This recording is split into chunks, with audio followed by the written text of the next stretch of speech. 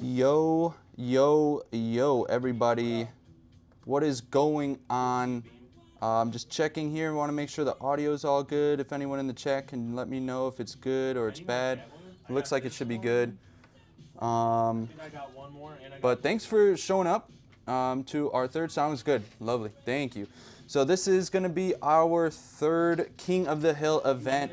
Before the players start, I just want to go over exactly how it works to everyone that's in here right now, because some of you may not be familiar. So how this works is, if you know what King of the Hill is, you know, you kind of got a player that stays. Yeah, the mat. A lot of people talk about the mat. But basically what happens is, so these are going to be the first two players for round one. It's Nick versus Justin. And if you lose, you're out. You're done. So, and then every round there will be a new contestant that comes in to try to beat the king of the hill, essentially is what it is. Now we've changed it up a little bit just to make it a little more fair, because normal King of the Hill, you know, you could have 5 rounds and then the last person, all they have to do is win 1 game, and the first person had to win like 5, right, in order to win the whole thing. So to prevent something like that, we've added the idea of a streak. So if you're, let's say the first player, let's say Justin wins 3 rounds in a row, and then he faces our last contestant and they beat Justin, then they have to actually beat him twice. So whoever has the longest streak, if it's not the final person to win, they get to come back in the final round, and they have to be beaten a second time. This is, again, just so to prevent like someone having to win only 1 game while somebody else has to win like 5 in a row. So that's how we're doing it. That's how this is going to work. We have, again, Nick versus Justin. I'm going to let them know now that they can go. Never mind. Looks like they're starting now. All right. So I didn't catch if there was a die roll. Oh, well, here we go. All right. So Justin rolls a 12.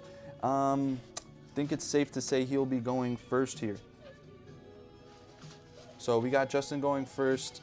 Again, playing red steel, he's more of a amber steel player. I mean, he's a deck builder, so he plays a lot of different things, but amber steel's usually his go-to. Yeah, so we'll see what he does here. He's been working on red steel for a really long time at this point, and playing around with some of the power line package, eye to eye, not the big power line. So who is Nick? Justin from Mayor of Bridgeview. Nick actually is my brother. If you don't know who I am Johnny, or SBJ as some people call me.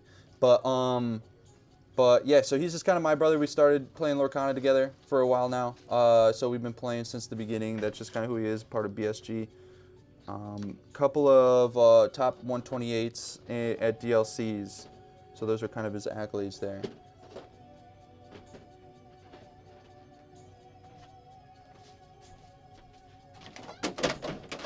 Oh, this is interesting.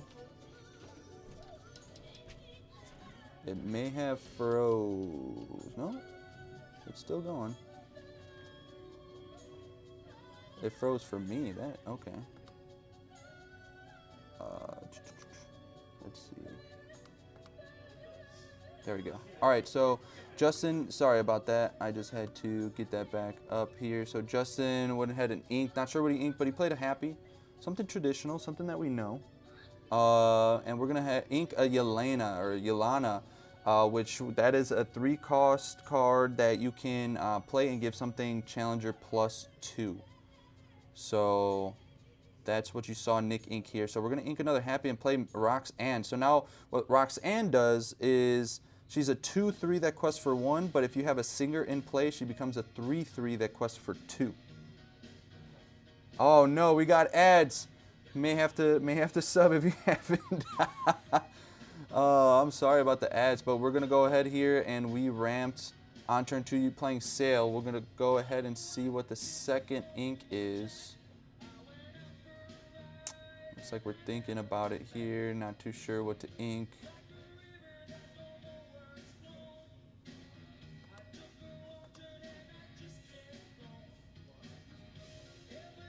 Still thinking on what we're inking here. Sorry about the ads. If you got ads, so sorry about that. I'm not controlling it, I promise you. It's doing it on its own.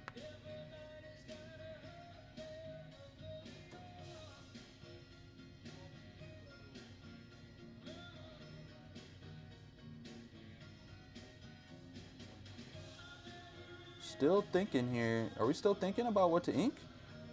Oh man, we got some. Well, if you're just getting back from the edge, don't worry, you didn't miss anything. He took about 2 minutes to decide what he was inking, which looks like it's going to be the 5-drop Elsa. Can understand why that's a tough decision, but here we go here. So now, not sure what Justin. Yeah. All right.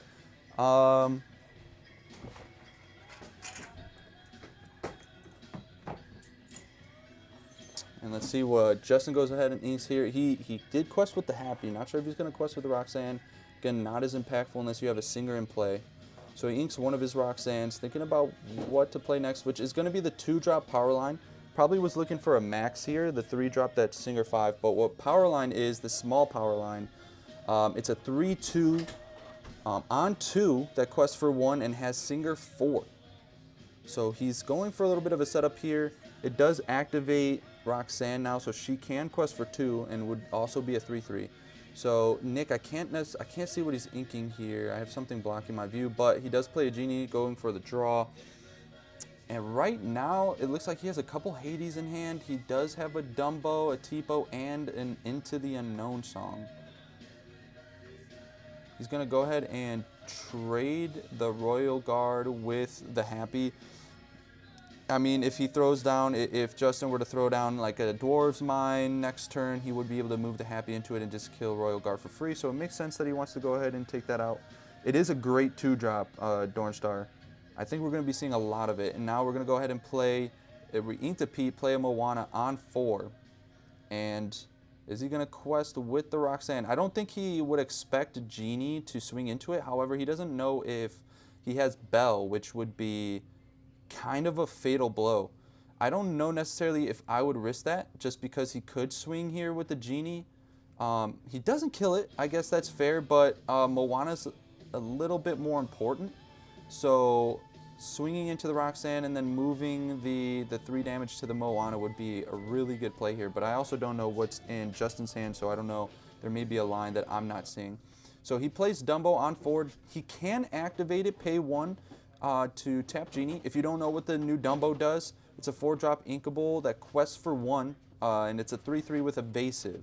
Its ability is you can tap him. He can tap himself or herself. I don't know. I'm sorry, but can tap themselves, pay 1, and draw a card. They can also tap and pay 1 for any other evasive on the board and gain a lore and draw a card. So every time that Dumbo taps an evasive, with using its ability, it costs 1. And then they get to gain a lore and draw a card at the same time. But it looks like Nick is opting to just pass here. Probably waiting for Moana to potentially turn or to get to a Hades turn so he can safely quest or tap Genie with the Dumbo. But we'll see here. He may even just wait till next turn to be able to tap for Dumbo, and then that'll be just a trade with the Moana. Not too sure how he's going to play it, but Justin goes ahead and swings, or taps, I should say quests with Roxanne. 4/2, again, still Powerline on the board, so still has a Singer. You see that Max Goof going into the Inkwell, and we're going to go ahead and, ooh.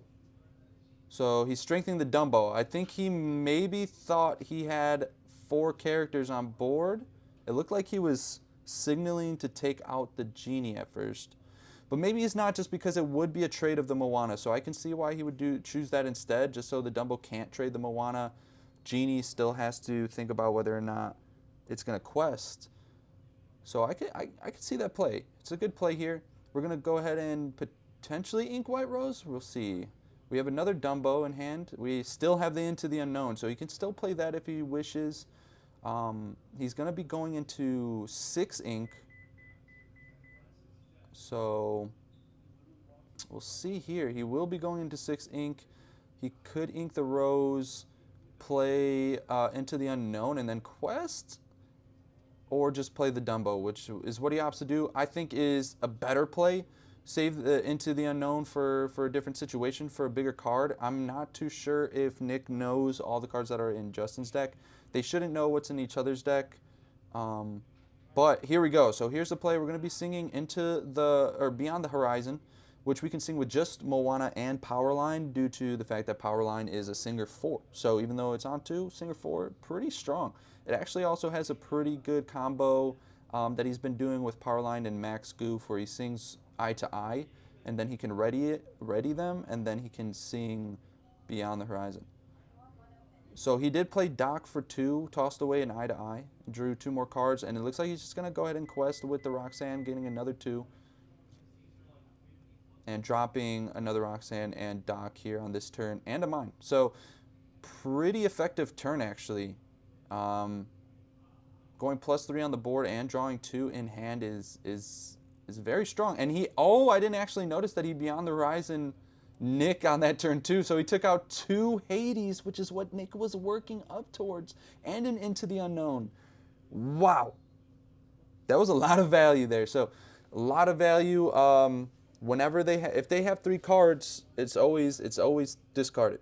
You know, your opponent's building up into a certain position that they want to be in, so most likely the cards in hand are the ones that they want, so it just makes sense. If you're going to be on the horizon and they have 3 or more cards, then you choose your opponent to do the same thing, to discard 3, draw 3.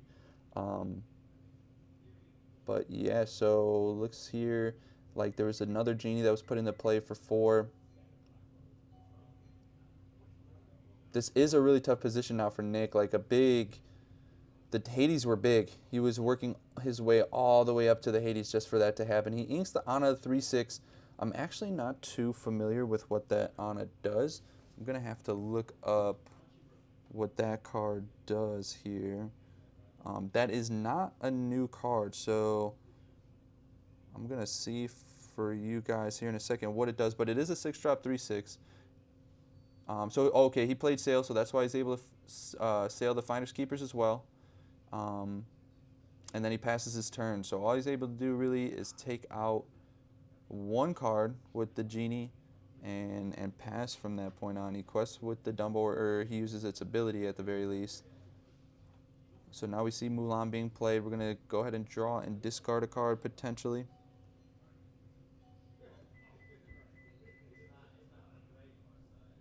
So that 6-drop on a card that he inked is a support, and whenever this character quests, if you have a character name Elsa in play, you may draw a card. Okay, cool. So Justin going ahead and questing with both Roxanne, which are questing for 2 right now because Max Goof was thrown on the board,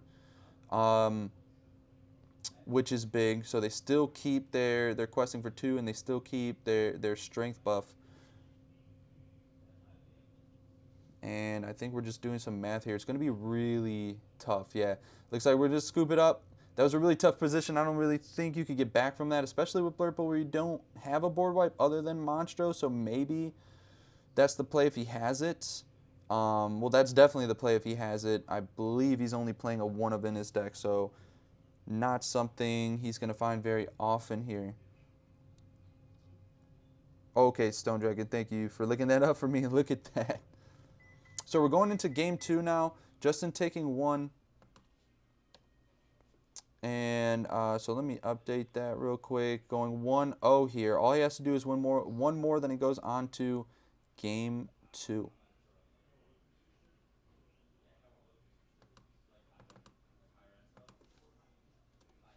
Some spice going on in these decks right now. A lot of spice on the side of Nick. Not a traditional purple play here. Some of the cards, at least, that he's playing, not your traditional Blurple, just in general, just the deck building of like I said earlier, just playing the 2-ofs, the 3-ofs of so many different cards and giving yourself many options. However, it does make your deck a little more inconsistent, not being able to find the exact plays that you may be looking for on a more consistent basis. And so moving on to turn 2 here for the mulligan. It's got to be a tough mulligan right now, too. I think both are probably still figuring out what the best mulligans are. Justin, having played with this deck a little more, testing with it a little more often, probably having a better understanding of his mulligans for on the play and on the draw. This is Nick's first time playing this build, and again, he's been playing red-purple. He tried to build a red-purple list initially for the set. Just wasn't seeming to pan out the way that he liked, so switching over to Blurple on the fly for this event. So I do believe it's going to just be, it's just going to take a little more time for him to get used to. As we move on here, it is going to be beneficial for Nick, though, on the play. It's always nice to be on the play. What do you guys think of the switching to the best-of-3 format now? I think I'm in the minority, and people are going to hate me for this, but I think the 2-game format was pretty good for the state that Lorcana's in. Just with how strong going first is. And no matter what, if you're a good player, you're gonna make it through, right? Royal Guard starting off here, so inking and playing Royal Guard. Royal Guard being I should probably go over what that does for people that don't really know. It's not in Fabled, but it's a 1/2. Every time you draw a card, it gains Challenger +1. So, and Justin doing his thing where he is slowly building out his curve to where he figures out what he's going to ink and what he's going to play. So he inks a shark, plays a happy, passes turn. For longer tournaments, 2-game format is correct. Didn't care either way. Yeah, I think I just want, for the best competition, right? And going first is just so strong in this game. And to be fair, I know other TCGs, it's very strong.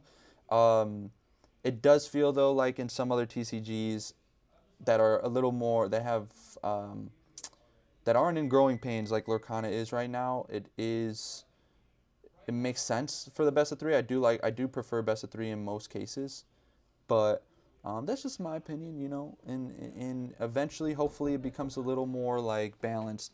But we're going to go ahead and ink the Roxanne, play Powerline, which is mostly what Justin is looking to do on his turn 2, because he's trying to set up that Powerline and the Max Goof. Again, Max Goof being a Singer 5 on 3, so he can play the Eye to Eye on turn 4 by singing Powerline and singing Max Goof, which then readies them. Then he can do that Horizon play. There was a period of time where he was playing a one of a mob song, so he'd be able to ready them, then, sing with happy mob song as well. Try to clear a board.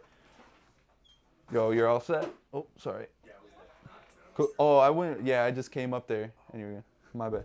But yeah, all right, so it looks like Nick went ahead. He was able to ramp, getting over to Genie on turn 3, which is really strong, especially on the play. So inking there, playing the Genie, passing. This is kind of what this game has become, right? Ooh, okay. Playing a Doc and then a happy, singing Strength on the Genie. That is a fantastic curve right there. The only thing is now his Powerline is able to just get a fair trade to Royal Guard, which is a really good trade for Nick here. He just has another Genie, so he's going to go ahead and play it. And then, yeah. And then he's going to go ahead and play, and draw another card, which makes Royal Guard Challenger +2. I'm sorry, I had someone asking me a question here. That's why I got a little distracted. But he's going to go ahead and ink that Ana again. He's trading with the Rafiki. I can see that. I mean, Royal Guard's going to keep going. It has the potential to reach even higher strength than 3. You could combine it with Hypnotic Strength, things like that. So I see that play. I think that's correct. If you're going to trade one or the other, it does make sense. Even without the extra point, you still have benefit for winning the die roll. Oh, okay, you guys are a little talking to chat. Sorry, I'm going here. So we have a Madam Mim 4/5. So now this Madam Mim 6-drop, Justin reading it. Every time that Madam Mim quests, he can exert a chosen opposing character, which is really strong in this format because, as you can see, the format right now is kind of like stay ready. What's going on? Spooner, Gus, what's up? Thank you for tuning in, man. Thank you for tuning in. I'll go over here in a second, again, how this format works. Guys, if you see here ever, if it goes blank and then pops up the video, just know that it's because I'm doing something on my side. But we look like we're cooking now. It's just, I think the laptop I'm using, so I think you guys should be good. It might just be on my end. So from what I see here, it looks like, so the double Happy into the Genie, I think he forgot that Happy is evasive on his turn. Um, and I think that's why he felt like he was safe to quest there. Well, I mean, I guess Moana's on the board, so I'm not. Oh, yeah, well, Moana was just put on the board, it looks like. So Moana and Mulan is what Justin just played. So, yeah, Nick was definitely thinking he was safe there. Um, he does have a Hades in hand. He has the is not Madam Mim elephant, not Madam Mim. What's the other one? Merlin, or is it Madam Mim? I don't know, but it's the elephant. 3/2 where you bounce a character, and then at the start of your turn you can move 2 damage from that character to a chosen character or chosen opposing character. So he has that. He also has the Scrooge McDuck, the 4-drop uninkable 5/5, or a Hades. He's going on to turn 7, so he could, if he wanted to, he could ink the elephant, which he's going to do, and play the Hades, use it on the Moana. Yeah, that's what it looks like. And he's going to go ahead and swing into the Max Goof, potentially. He's only drawn 1 this turn, so the Royal Guard is a 2/2. It can't kill either Max Goof or Doc at the moment. So he's trying to think here of whether he swings into Goof or Doc. If it's, because either way, one or the other can then trade him. So if he swings into Max Goof, Doc then, which he's going to do to slow down the game, Doc is going to have a really nice trade here.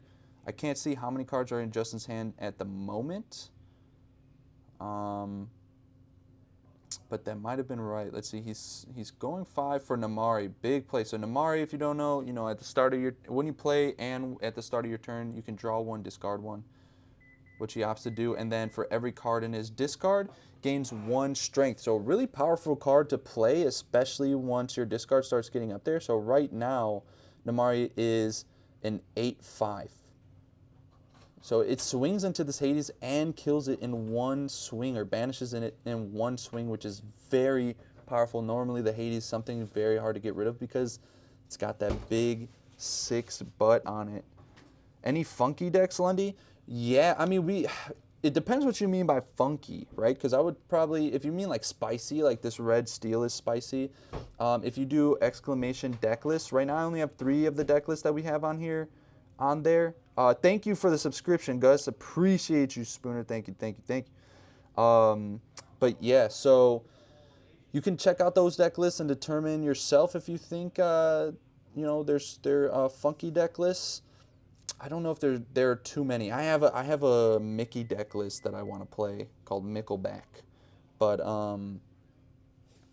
yeah, I'm not playing in this event here, so you won't be able to see that, unfortunately. Justin playing the Doc, drawing 2. He did ink the Eye to Eye. I want to be able to see his little Eye to Eye play that he does. I want you guys to see that. If I can stop the ads here after this match, I'll look into doing that. We did this for a fundraiser. We had to do it, so that's why we have ads going on right now for some people. I promise I'm not just doing it to you. I'm not getting rich off this. I promise you. But in the meantime, we went ahead and played Donald Duck. Didn't see there if he decided to ramp an extra card off the top, but it looks like he's just going to go ahead and pass. So now this Namaria can swing. It's the only card at the moment that can 1-for-1 the Scrooge McDuck, but then that Namari will get traded. Ooh, Maui Shark being put on the board is kind of tough. He has a strength in the discard and a Horizon, I believe. I said Verizon. Oh, no. I can't be doing ads here, not for Verizon. But we're going to go ahead and see if there's anything that Nick can do. Nick, he does have 4 Hades in the deck, so it's not going to be the toughest card to find. He still has time. It's 4-0. So he has a lot of time, actually. He has a Tipo in hand, and I can't see the other card that he has holding right now. But he's thinking. I can't imagine he's thinking that hard about inking or not, because, I mean, like, you definitely just ink Tipo.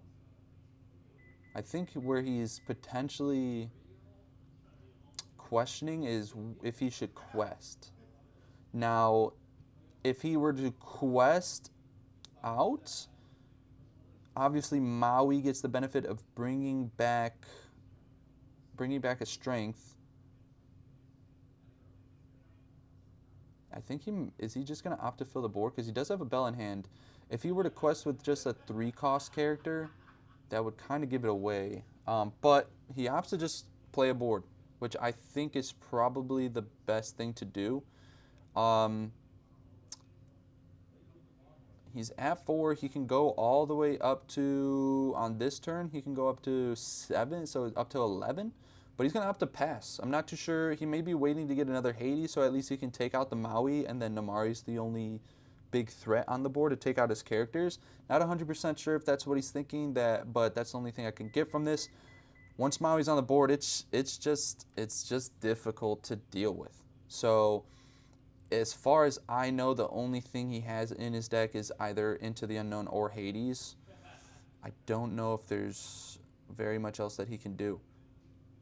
So I didn't. Oh, he did the Namari play. Okay, so then that was his draw for turn there. He decided to discard the Eye to Eye, which is, it's still in effect, you know, like technically, because Maui can challenge and then Maui can bring it back. So it's not completely dead here. And this game just becomes, this harkens all the way back to set 1, doesn't it? You know, the Amber Steel versus Amber Steel, where it's just look at the other guy. That's really what it is. Just look at the other guy until you get Tink and grab your Storm, and then you can start playing the game. That's really what it came down to in set 1 if you weren't there. Fun, you know, believe it or not, Big Tink kind of seemed like it should have been a legendary at that time, with how powerful it was, and when you combined it with Grab Your Swords, it was just something else. And it got you out of situations like these. Not many things that can get you out of situations like these now that Be Prepared is gone, and Sisu is gone. Even though Sisu wouldn't be able to take out this entire board, you know, with combining it with Sapphire Coil, you know, this would be a lot more manageable. Yeah, boards are going to get super wide this rotation, 100%. 100%. Boards are going to be wide.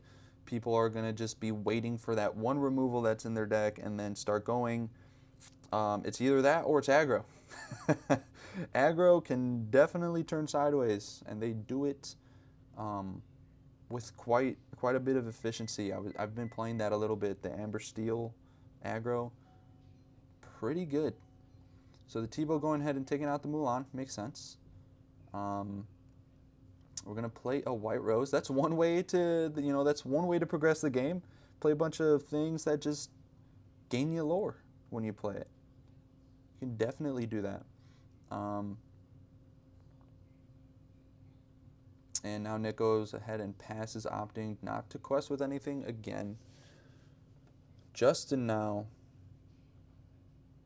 He does the Namari play, takes out a Pete. There's not many things that he can play. I don't know if he's thinking of Into the Unknown. I don't think he really cares, if I'm being honest with you. Another 6 for Maui Shark. Okay, so one thing that, so he quests for 3. Now he's going to start really putting pressure on the board. One thing that Justin also does have where he doesn't need to turn sideways. Oh, does he have 7? He just pulled a Hades. Unfortunately, I don't think I'm too far away at this moment to try to get it. And there we go. We see the Maximus that is going to be able to gain 2 lore at the end of this turn for Justin. Or actually, how many cards are in the discard? He'll gain 5 because Namari now is over 10. So the Maximus, at the end of your turn, if you have a character with cost 5 or more, you gain 2 lore. If you have a character with cost 10, or sorry, strength, not cost. If you have a character with strength 5 or more, you gain 2 lore. If you have a character with a strength of 10 or more, you gain 5 at the end of your turn. And there you go. There you have it. So Justin going to 2-0 here and move on to round 2. Again, guys, for anybody that are here that's not too familiar with how this works, Justin's going to stay on until he loses.